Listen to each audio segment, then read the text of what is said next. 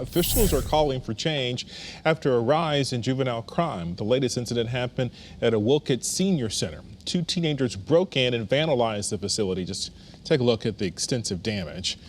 Channel 3 Eyewitnesses reporter Erin Edwards is there this morning. She joins us now live. So, Erin, update us. Wendell, the Senior Center, it looks fine from the outside here, but on the inside, it's totally trashed. And now some officials are calling for juveniles to be held responsible for crimes like these. Kicked in doors, food thrown, and broken computers.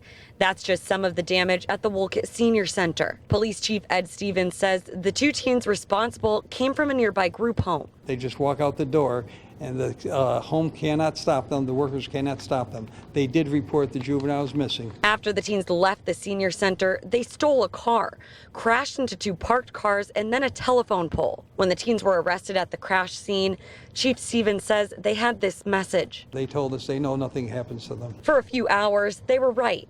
A judge released the teens, but that decision was reversed after the teens' probation officers and the state's attorney's office got involved. As crimes like these rise in Connecticut, we're seeing a push for the state to get tougher on juveniles. Glastonbury officials sent a letter to the governor's office, and Wolcott's mayor says he'll also be reaching out to the state. As for why kids are only getting a slap on the wrist, attorney Ryan McGuigan says the system isn't made for punishing kids who are violent criminals. He walked us through the steps in prosecution. The judge has to find that there's probable cause for the crime. Then the judge needs to determine the child is a risk to the community. The last step in the prosecution process is to find a less restrictive way to manage the child, so finding a rehab program instead of locking them up. And experts we spoke to say that some rehab programs were impacted by the pandemic, and that could be a factor in what we're seeing this summer.